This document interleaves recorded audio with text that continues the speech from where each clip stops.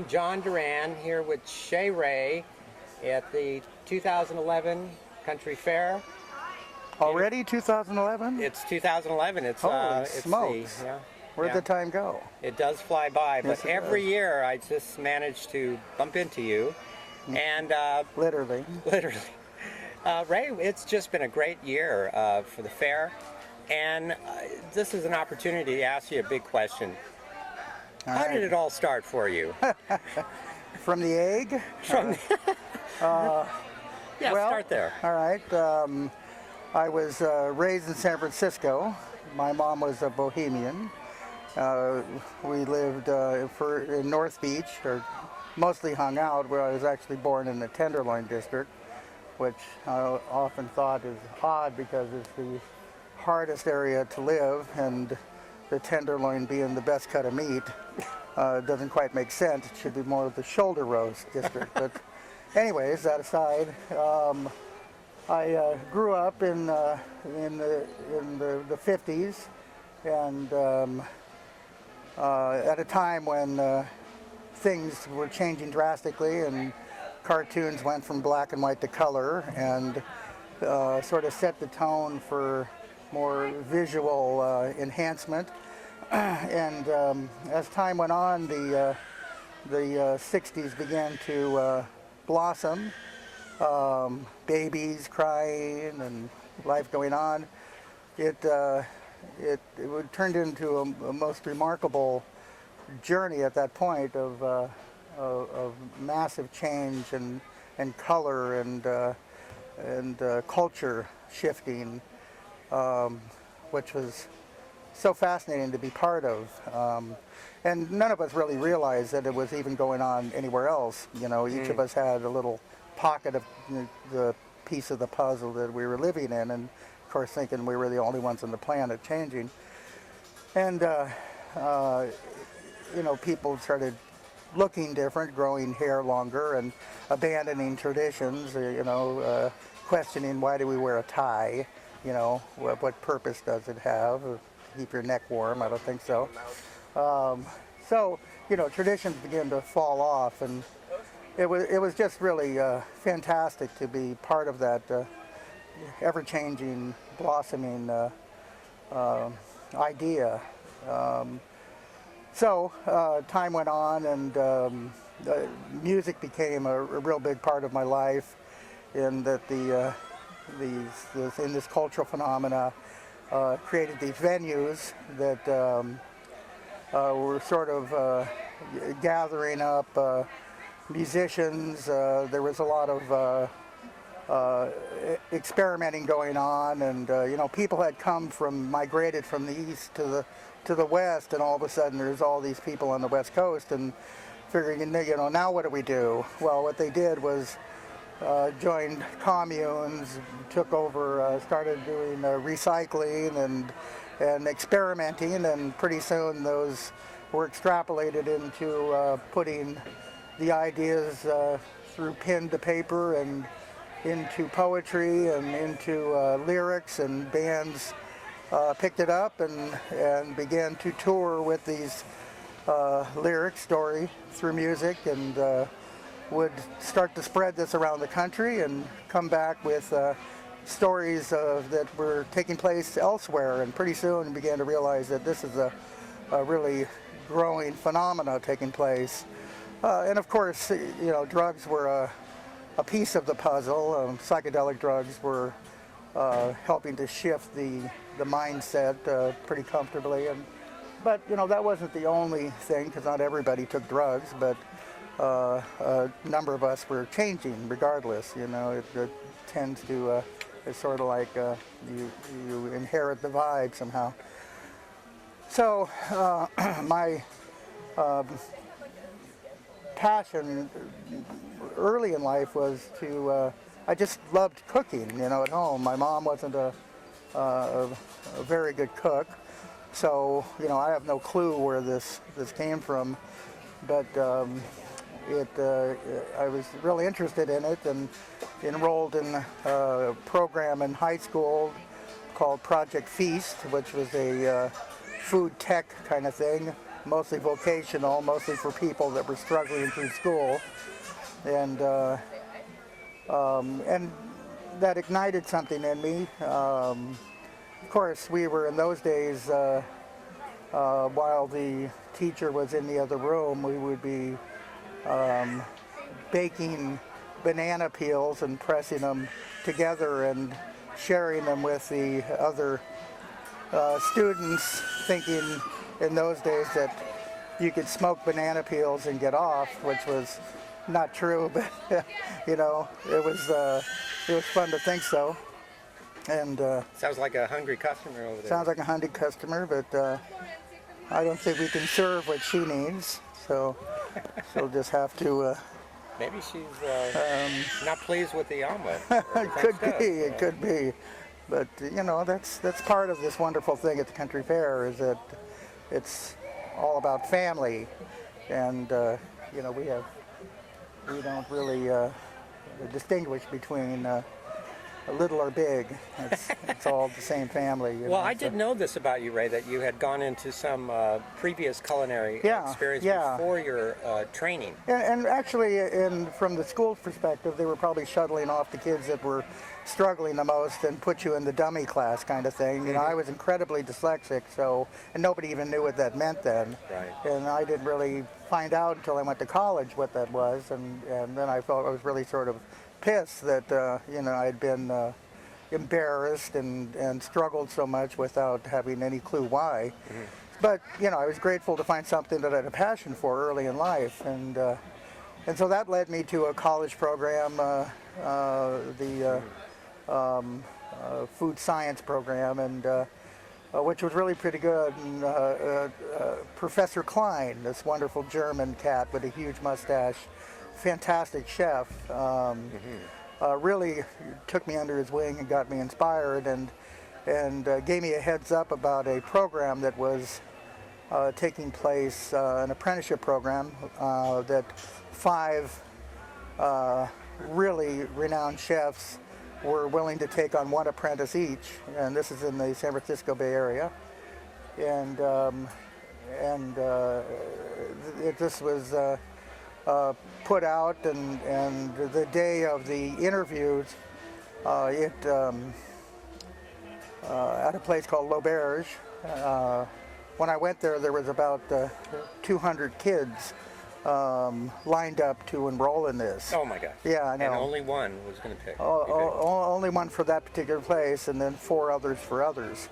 So, you know, I was about in the middle of the line, and I was watching each kid go in, and you would wait a while, and it was pretty unnerving, just not knowing what this was about to begin with, and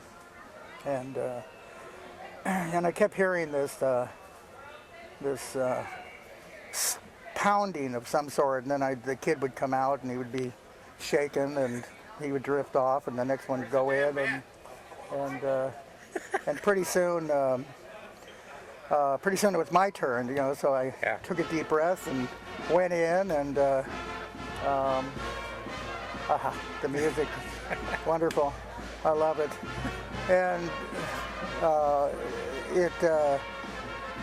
went in and down this hallway into the dining room, which was all crystal chandeliers and silver table settings and white tablecloth, and very elegant, and up to there was 3 cats behind this table like a panel. One was Andy Castle, the big union representative that was sponsoring the program, and you know, large 400-pound man, and next to him was a Frenchman named Louis Frugy that was one of the partners in the restaurant that we were auditioning in, who was French, and he had sideburns that rolled under his cheek and joined a mustache, and very pink French face, handsome, tall man, and would sort of demand your attention in talking to you by puckering his lips for some time, and then bursting out with this bubbling French garble that was part English, part French, that you could barely understand. And you know, so serious, but the theater of paying attention, I marveled at that, this intense puckering before he would say something. You couldn't help but be on the edge of your seat to see what the hell he was Maybe going to he was talk about. still eating his breakfast. I don't know, but it was every time. So breakfast had to be 24 hours. And the last one was George Bolog, who was Swiss. Had recently come back from the Alps skiing and broke his leg. So he had this full leg cast and a cane that he apparently was obviously slapping on the table after each student went through, or potential student, and hollered next. And so, this guy was very intimidating. And so, I'm standing before them, and Andy, very sweet man, Louis, intense, and George, mysterious, and George, they said, I only have one question. Have you ever cooked sweetbreads? And, I thought that this is for all the marbles. I better come up, and I knew right away that I didn't know what the hell were sweetbreads. And so I said, yeah, I've done a little bit of baking. And, he knew right away that I didn't know, anything. And which turned out to be the best thing I could have said. And so I figured, I would hear the slapping of the cane and I'm out of here. But instead he asked me another question, which I thought was really odd, because this is, they're just screaming them through. And he said, actually what he said was, I want you to hold on to my cane and try and yank it out of my hand. Is that the one you're talking about? This isn't the very one, but it's similar to this. Okay. And, although his was a rude cane. Oh, rude cane. Yeah, right. That wouldn't make a big noise. Thud. That's right. It was wooden and rude. So, I tugged it from him, and then he feel the grip, and then he took my hand and began to squeeze it really hard. Yes. And he said, now squeeze back. And so I squeezed it, as hard as I could. Yes. And I was a wrestler, so I gave him a pretty oh my gosh. Yeah, that's right. I gave him a pretty good struggle there, and he laughed, and he said, I'll take this one. Holy mackerel. Which was like, you passed your exams. I couldn't believe those words, so I said, excuse me, and he said, I bet you the bar exam is so, tougher. Louis and the apprentice, the union rep, Andy Castle, stood up and shook my hand, and George said, be here at 7 in the morning.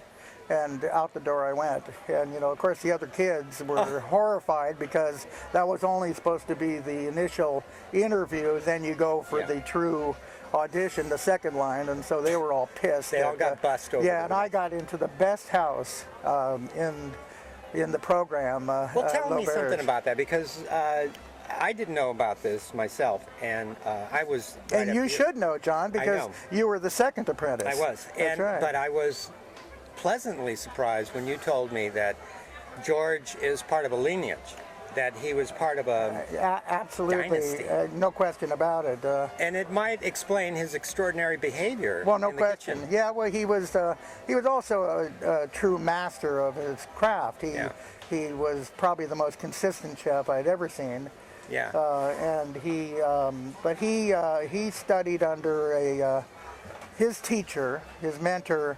Was the apprentice to Auguste Escoffier, who was the famous, they refer to him, the father of modern French cooking, who accumulated all the history up to that point and integrated it into the modern day culinary arts, and then shared that with this next generation.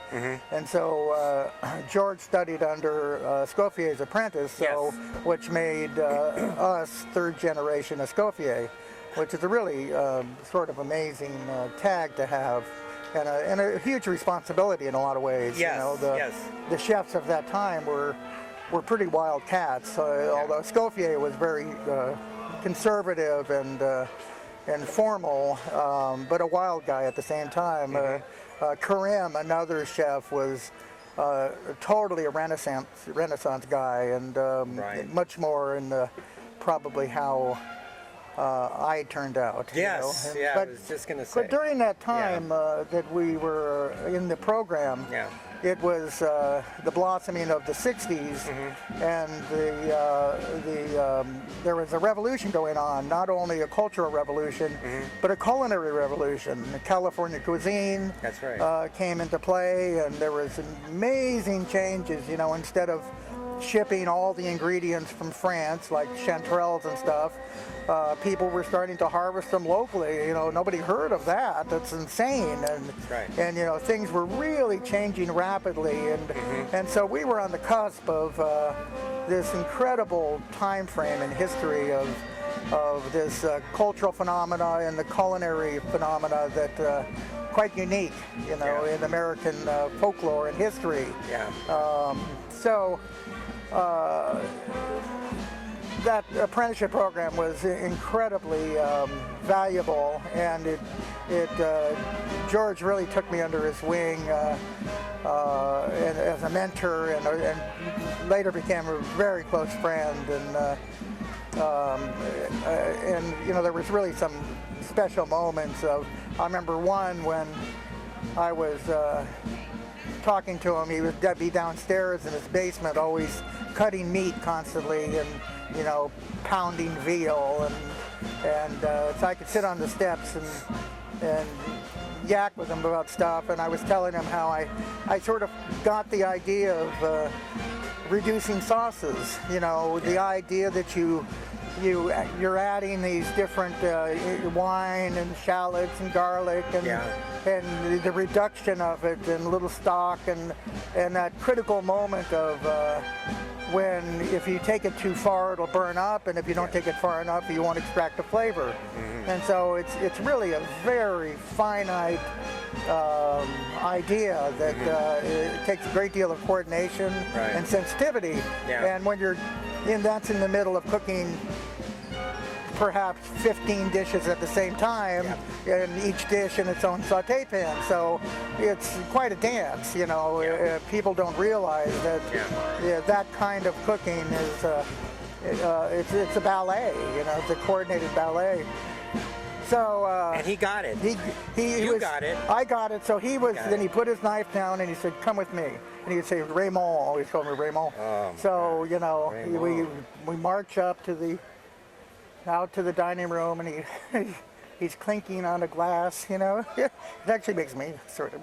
That's okay. Go for it. Go for it, Ray. This is great. He's clinking on the glass. Yeah. The room becomes silent. Yes. And he says, "Today my chef got it." And man, the place just roared applause. Oh, that's wonderful, Ray. Wonderful moment. Yes, yes.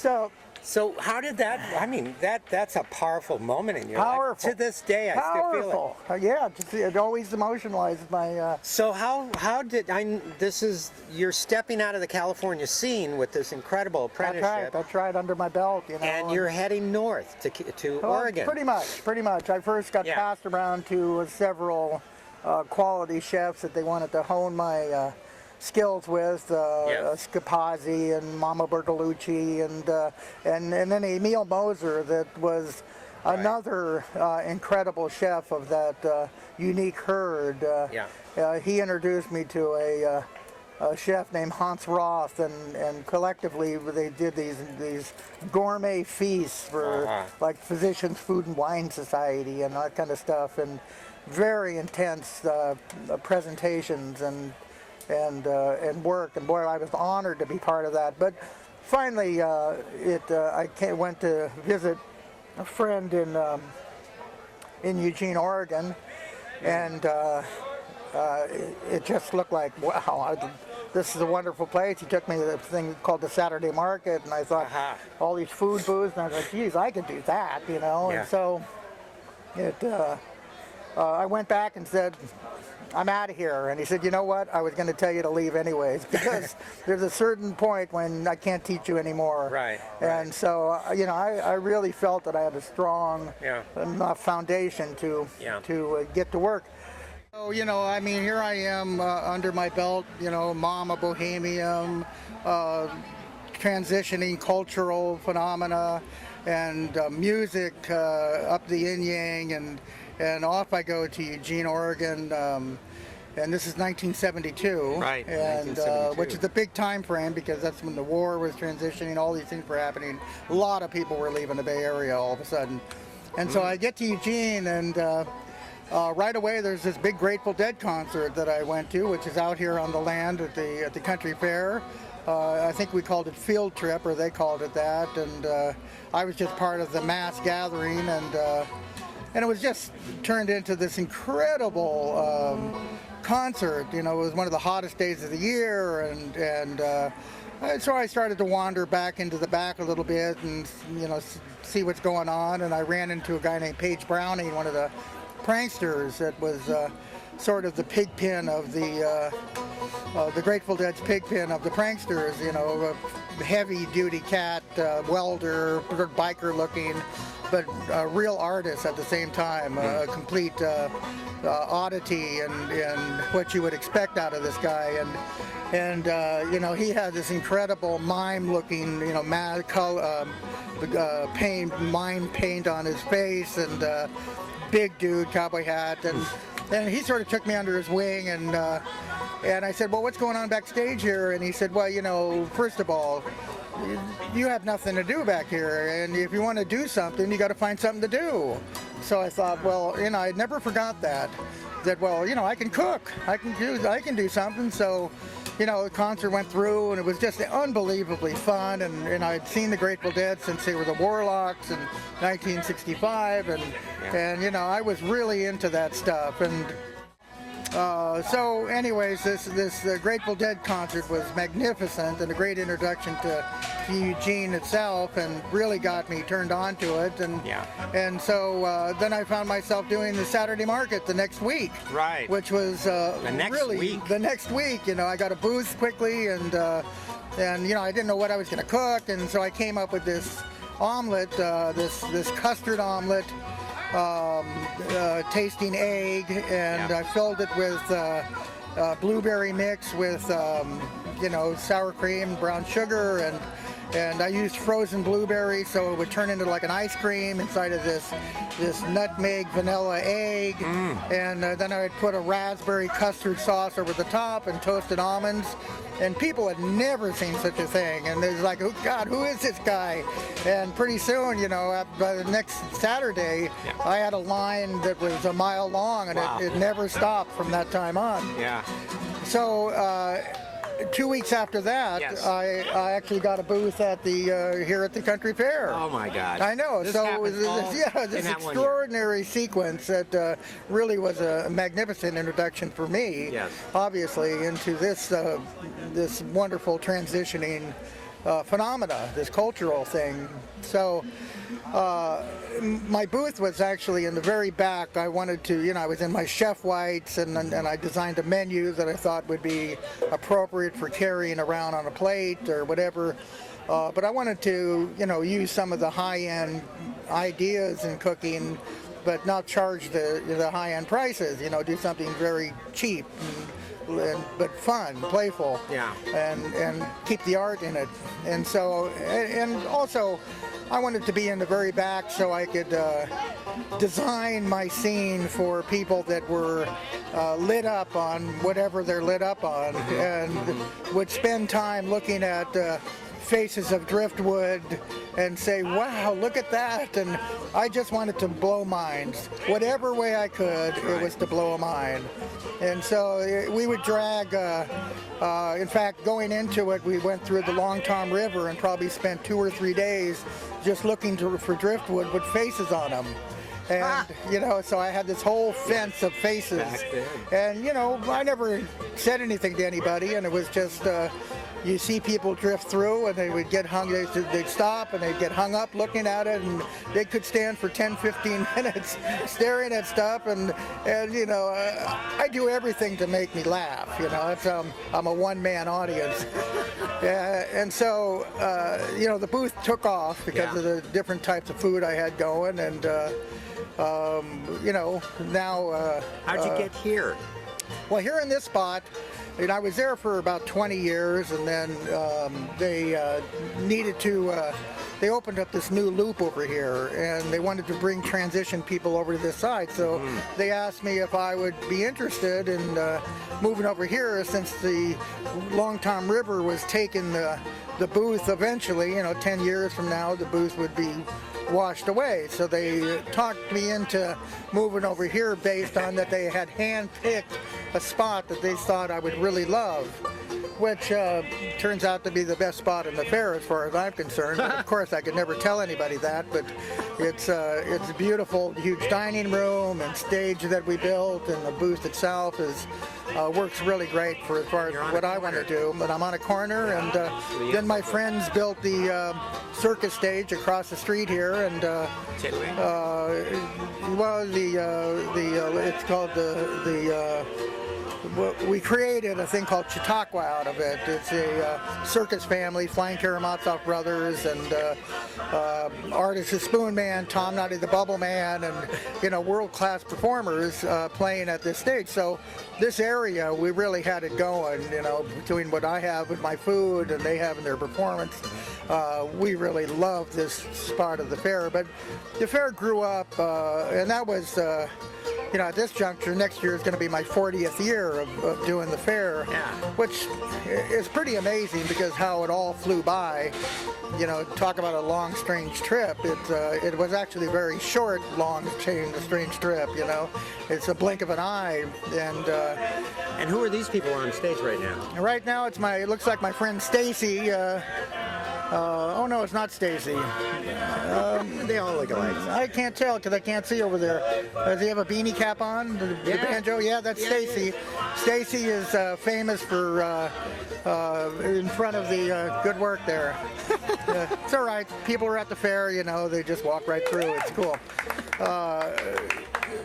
Anyways, he's incredible from the Hog Farm family. So can you? I mean, this is really a corner here where you could say it's a little microcosm of this cultural phenomena is what it is. Cultural phenomena. Yeah. So what is it about the cultural phenomena that we found back, 30, 40 years ago, over 40 years ago, that is still playing a part with new generation of people coming in? Well, it's the idea of freedom, and if you go all the way back to the initial migration, in fact, you could probably go all the way back to the Oregon Trail, where it been branched off of people that wanted to start community, went to the Oregon territory, and people that wanted to do about gold and money went to the California area, and so it way back to then. But it is the ongoing development of freedom. People come from all over the world for freedom, and that's why they came to America.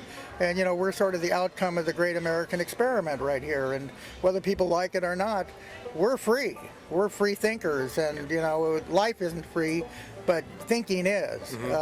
How do you untie some of the thinking that's been going on in the process? I think by just being around it. Eventually you are what you surround yourself by. And I've seen people come here over the years that are very conservative looking, and they come to see naked people and laugh and whatever, and then pretty soon you see them come back and they have maybe a little sideburn longer, and and then over time pretty soon their hair is growing, and then you see them having a booth, and you become integrated into it as your comfort zone changes. And that's the thing about freedom, is so much of it is your own ability to change, which is very difficult, and I understand it, but ultimately we're just mammals, and mammals love to play.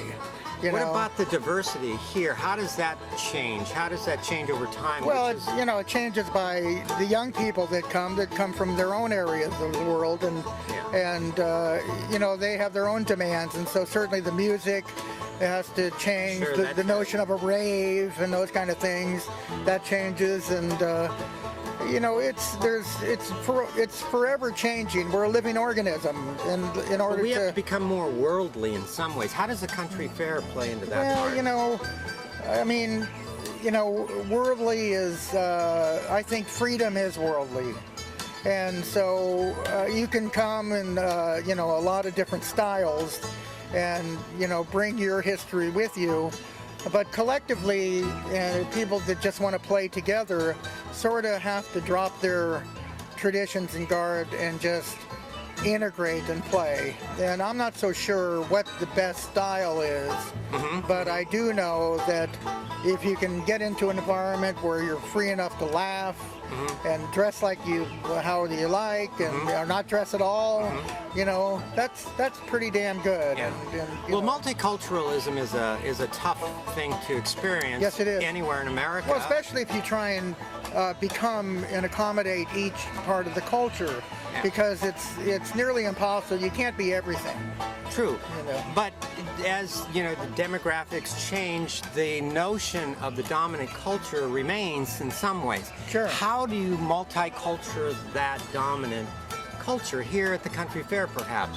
I think that anybody is free to come in here. And the performances change. You know, we've had Thomas Mafumbo from Zimbabwe, for instance. He's an incredible performer and a good dear friend of mine. He brings his own tradition in his music, and people love it. So I think it is here in a lot of ways. It's just subtle because it blends into the mesh of this color and laughing and the excitement of freedom. You know, people are happy when they're free, and that's sort of the intent behind it all. You know? I see. That's an interesting perspective you have there. Well, right? it's sort of a happy perspective. You know? I mean, it's way more fun to have fun. So, I'm having fun right here. Yeah, I'm having fun, but you do, John. I'm going to give you these flowers at the end of the interview. Thank you, John. They're plastic. Okay, so Ray, I'm going to ask you this question at the end of this long interview. Okay, very interesting long, strange interview of John. And John I'd like to Duran. just ask you a question about some of your more recent challenges. In particular, you were waiting for a kidney because That's right. of 3 years of dialysis. No, John. Don't minimize it. Oh, I'm sorry. I'm sorry. So this is why I'm giving you I the got this interview. kidney disease about 10 years ago, largely through diabetes. Right. And, check your blood sugar, I'll tell you that. But they began to fail, and I went on dialysis for 7 years, which is about the average of survival. Thankfully, I was on the top of the list. And actually, I was in California, which was 5 to 7 year list. I moved back to Oregon, and it was 18 to 27 months. Oh my. And so I was immediately at the top of the list. Right. I had to lose a bunch of weight and get as healthy as I could. And just the fact that I survived dialysis was a real goal in my head, that I was determined to stay alive. And, I was real proud of myself at the end of it that I did it, but went through this experience of the hospital calling me and said, you got to get up here in 2 hours. We have a kidney match, which is very complicated. I race up there, and the donor turned out to be a young woman that passed away, and they had, with the wisdom of signing the donor card and compassion, and thankfully for me, and we zipped through the operation. It was about a 6-hour operation, and my life changed drastically. And at this point, it's 6 months into the new kidney, and which the community out there with the social media, which I didn't really, I'm not a techie, realize how massive it is. I thought maybe a handful of my friends have been following the blog, but it turned out to be thousands of people, and wherever I go, people know about but they named the kidney Rebirtha, and so Rebirtha is now 6 months healthy. My labs are perfect, and we'll see. Every day is a marvelous blessing, still ongoing. Upon reflection, during the time when I was on 7 years of dialysis, I began to write stories and really look back, and I've never really looked back at all the things I've been doing. I've been just looking forward to the next cool thing, going to Alaska with Never Cry Wolf, and this vaudeville tour with Chautauqua, all these things that I've been involved in for all these years. I started writing stories about, and I've compiled it looks like a pretty fun book that we're just doing the treatment now, and off it'll go to a publisher. I got a great book agent, and it's really a reflection on, from my mom, the bohemian, Gestalt a student of, and all the way up to the kidney and beyond. And so, you know, I'm thrilled to I'm amazed at looking back, and I think one's life should be that way, that you don't really look back until it's time to reflect. And that's why you want to watch yourself live everything, so you can reflect on it and see, how did I conduct myself, and then learn for the future how you can do better. And I always think that's a good way to look at That's it. multiculturalism. That's multiculturalism, and I think all cultures do it that way. So, and I got to say, John was a great second apprentice that rolled through and the program, and God bless him, because George took all the pain from me out on him. So I just appreciate that. And John. by the way, on the sweetbread thing, Yeah. remember you got hired That's because right. you had the right answer? Right. I got fired in the middle of my apprenticeship because I threw out the water that I cooked, that I poached the sweetbreads in, and he had nothing to say about that. Oh, Wait a minute, I got hired because I got the wrong answer. Let's make that clear. and Ray got me my job back. That's right. Remember? That's right. Whoa, I wouldn't be here. Thank you, Thank Ray. you, John. Okay. All right.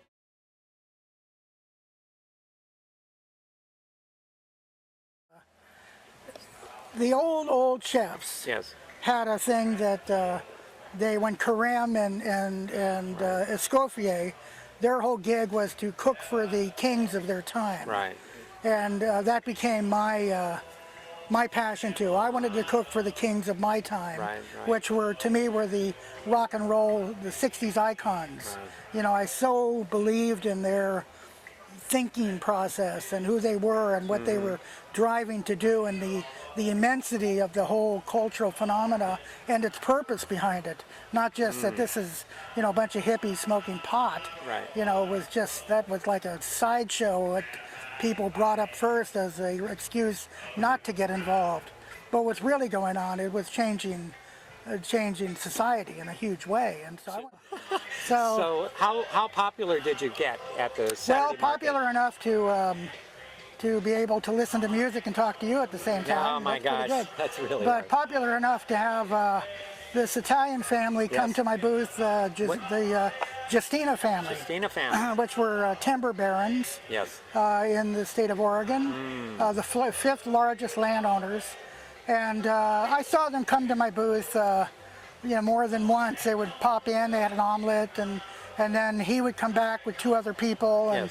they would eat, and then they would come back with three other people, and they would all eat, and I could see that they were checking me out, you know, and Now they're kings in a way.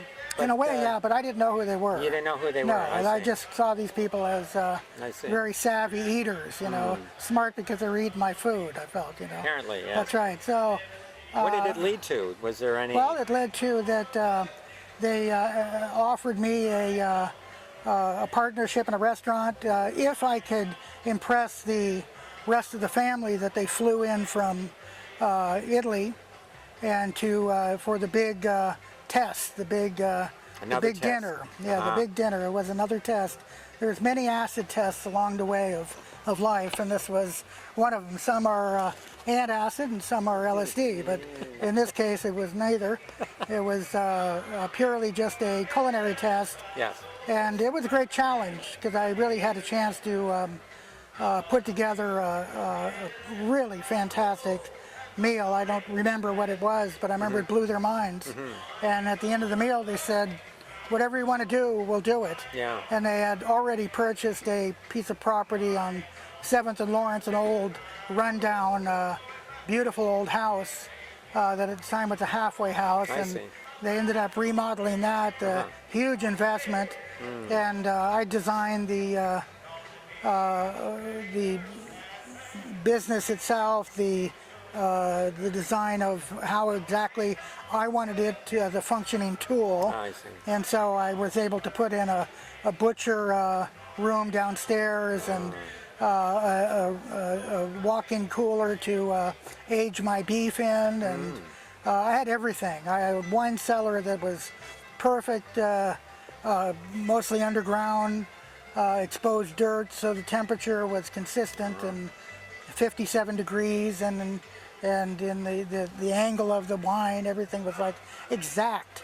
It was really fantastic opportunity, and the kitchen was it was difficult because I had to fit within a space that was pretty much already existing, the size of that kitchen, and then how to interact with the dining room. And it had these sliding glass doors, little glass panels, so I decided to keep them, and I didn't want people looking clearly into the kitchen because you don't want to see a dirty towel or something.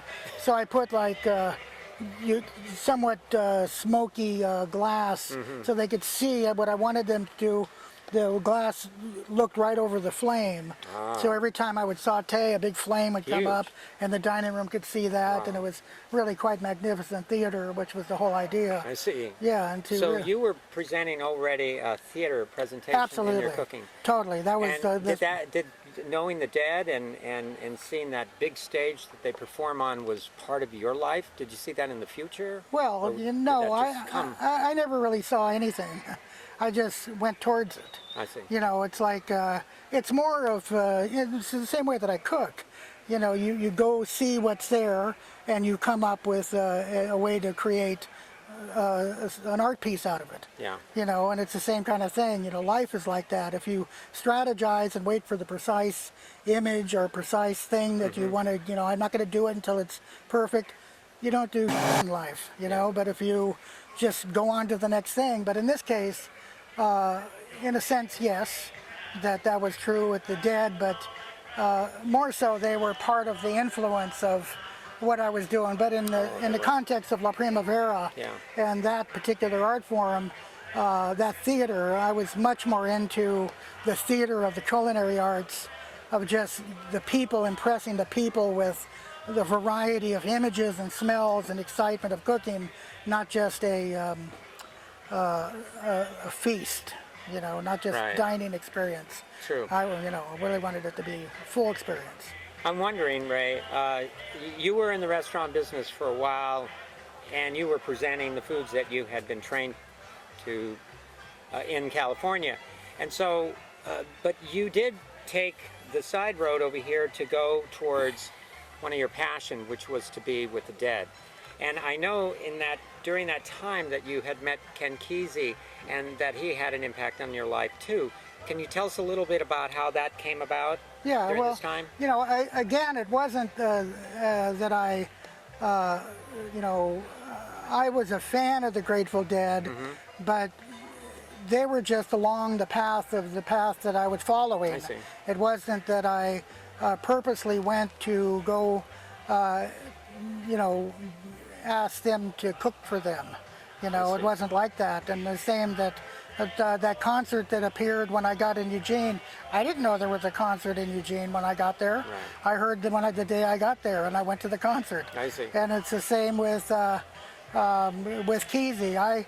When I met Kesey, it was purely just because I moved out to Pleasant Hill, and Kesey came by to greet me moving into the community. Oh, I see. And then we got to be very close friends. And and it just happened then that this marvelous, inventory of really amazing characters would roll through to see Ken, that I would become exposed to and soon became friends with. And, you know, it wasn't as though I was out there waiting for these people to show up. I didn't know, but I just continued to go into it. You know, I think that's really sort of important. It's not to, you know, you want to stay open, open for the experience when it comes. Take it, you don't even know what it is, you know, and I think that's the cool thing about it, is that I didn't know, but boy, as soon as I found out, I could become engaged and then use what skills I have to apply to it. And so I'd go to Ken's, and Faye was a marvelous cook. So she certainly didn't need me to do anything, but I could help, you know. I could help, and there would be big potlucks, and I'd bring over a big dish, and, you know, it was really fantastic opportunity to, Ken had this big round table, and people would come in, and it was, you know, it was special. He'd have a book for Garcia or Tim Leary or Ginsberg, whatever, who was ever at the round table, that they would draw in some little something and write some little something in the book, and it was always so funny. And these people were really heavy hitters, and so it was turned into not just a very deep friendship, although it also helped that I was a wrestler, and Ken was a wrestler. And so our real bond came from the first day I met him, and he saw that I have a cauliflower ear, which I have a recipe for, by the way. But didn't know that. yeah. I didn't know that one existed. Potage dewberry. I think. But How many ears do you need? Well, let's see. Van Gogh, right? Get it right here. I think it was something like that.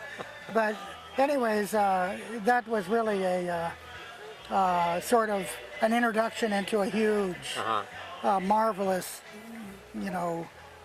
cycle of meeting all kinds of incredible people, and that then became my exposure to these bands. But more important, their exposure to me, to see who I am and how they felt about me, and how much they trusted who I was, and through that they invited me to come and cook. Although having Nikki Scully, Rock Scully's wife, Rock Scully was the manager of the Grateful Dead, live in Eugene and be part of the Friends of Kesey and stuff, we formed a little tiny company to go into it. So that really helped when it came down to cooking for him. But anyways, that was... So yeah, it all sort of eventually happened together, but none of it intentional. I've always been a great fan of doing it all. At a certain point, later I started going on the road with the Grateful Dead, and that was the middle of the 70s. And so, I was La Primavera, cooking on the road for the Grateful Dead, doing the country fair, some concerts that came locally. And soon after that started with Alice and a few other people, created the Whitaker Thanksgiving dinner, and kept getting involved in different events that continue to this day. It's amazing, Ray. That's a lot of work, and you still are doing a lot of that work. Well, I think everything that we seem to do is just what we do. None of it's really work.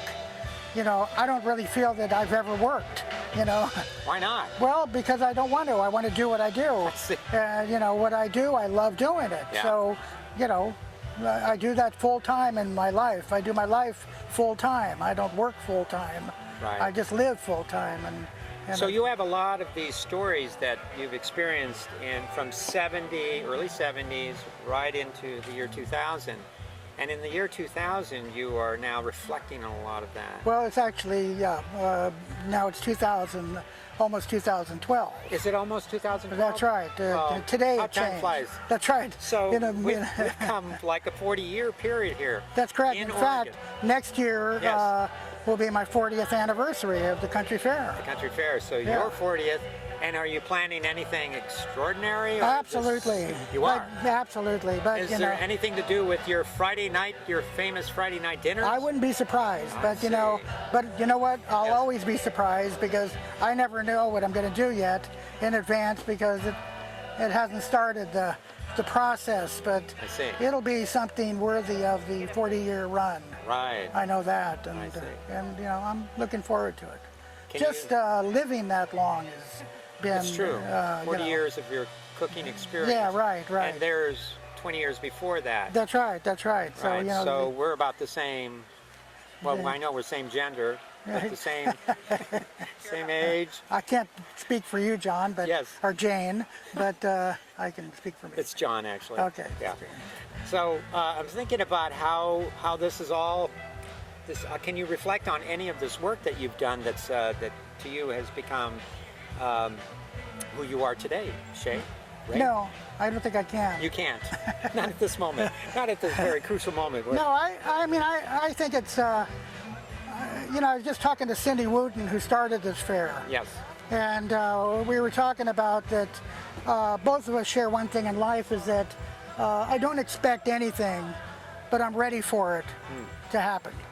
And I think that is the thing that I've come away from, is that I don't expect to do the fair next year, but I'll be ready for it when it happens. And, that's the way I've sort of lived, so I've always gone on to the next thing. I think humans I've realized the reason the Earth is round is because we're constantly under siege, being chased, and we're also chasing the next thing. So of course it's got to be round, Full circle. otherwise it would come to an end. Yeah. So So every year it seems like as the sun goes around in the universe. so do I. So do you. That's I right. see. That's right. That's right. So it's pretty logical in its own way. Yeah, it is kind of Sensible. logical, I see. Yeah, right. And that's dangerous, the fact that you see that, John. Yeah, I don't want to look into it too deeply. Don't look Thank too you. close. Right. So I'm wondering, Ray, what is next for you? What are you trying Well, right now I'm working on I'm about to come out with a coffee product, Headliners Coffee. Yeah. And I've got licensing agreements with Wavy Gravy, the Karamazov Brothers, Steve Parrish, that's Garcia's roadie, New Riders of the Purple Stage, Terry Haggerty from the Sons of Chaplin, and a number of Save a Foundation. The Neville Brothers want to come in on it, but basically I designed roasts, coffee roasts, that would suit the personalities of these individuals and characters. So they would, like Roadie's roast is high caffeine, low acid for the working man, or like a roadie, and so that's how I designed these. Person's very witty, like the Karamazov Brothers. Yes. It's a fast wit kind of thing, and I just learned the flavors of beans and roasting styles, and really studied it with one of the great masters in coffee, and it's totally working. It's really fantastic. I'm finishing up a book that will go into great depth about some of what we've brushed upon. I see. If not all of it. I did hear one chapter, and it was you have a very compelling voice. I mean, I was just listening to the voice, and it was very soothing. It was it's a great often road. people say they fall asleep. Well, hopefully not while I'm driving, but I'm thinking it's a very good voice to hear and stories to hear while you're traveling. Yeah, well, it's again, I just my friend Terry Haggerty is one of the best guitarists in America. Yeah. Was the lead guitarist for the Sons of Chaplin, which was one of the great '60s bands. And we just went into the studio one time, and he asked me to just start reading my stories. I told him I'm incredibly dyslexic, so I'm going to stumble. He said, "So what? Just read them, and I'll play to the story as I hear." Some of them were about Bob Dylan, and how it was like working with a gunfighter, and so he would play to that, or play to Santana, or story about cooking too close to the stage, and my smoke from the barbecue twirling up onto the stage and spinning across the stage while Santana began to play to the swirling smoke, and some very amazing, rather humorous moments that upon reflection were not only so stupid, but they're very funny. And so there's a lot of that kind of stuff. Yeah. Are you pleased at this point where you're going with the work that you're involved in right now? Well, I suppose once I haven't really thought fully about where I've come from, but yeah, so far I'm very happy to be who I am. Yes. Yeah, it's been a wonderful journey. It has. But it's you only want to reflect so much. I think the best thing that happened to me on dialysis was it gave me a chance to stop and think about where I've been, and I've never really looked back. And so as I began to unravel the boxes, literally hundreds of boxes of photos and stories that I've been writing and accumulating, laminates and whatever, it was pretty stunning, the things that I've done and gone through with other people, and so I am grateful for that part of my kidney disease, that it gave me the chance to push the restart button in a sense. And now that I have a transplant that's so far so good working, that I'm able to now fulfill a number of the dreams that I thought might not happen, but that have been on hold. So yeah, there's a reflection, but at the same time I'm not looking back. I'm plowing ahead forward like I always have, and the whole thing is have courage. Don't ever be afraid of losing, because your loss is your experience and you own it. And nobody understands that except somebody that's tried to do it.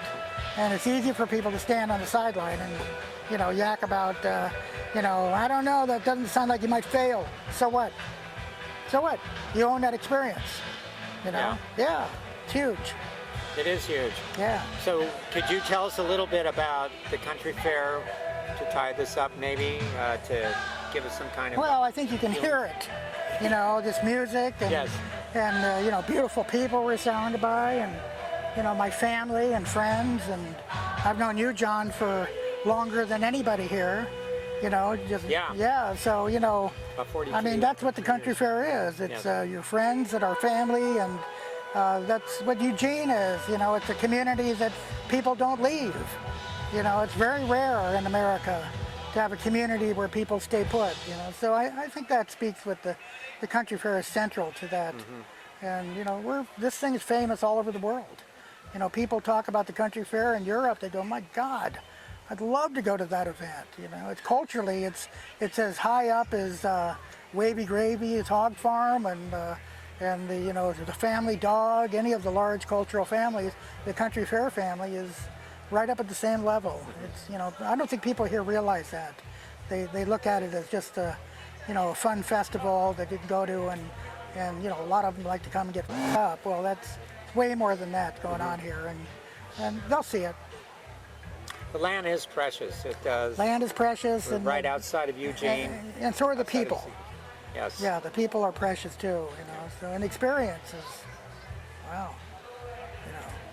Well, Ray, I'm. It's been a pleasure being with you. And Once knowing you again, this John. long. Once again, yeah. Once again, we keep coming back together and That's learning right. more about It your is, stories. yeah. And I hope that you and I can continue to have a conversation and dialogue, and we will just talk about as it unfolds. I think that's probably quite likely, and And maybe we come by and visit you on your 40th anniversary at the country fair. well, I think that would be smart of you. I Okay, think like smart. anything that you should just continue to roll this out, and there should never be an end.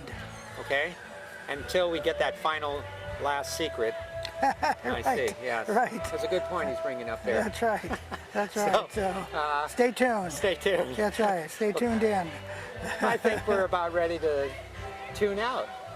So, thank you, Ray. It's been a Thank you, pleasure. John. Thank you, Bob, behind the camera there.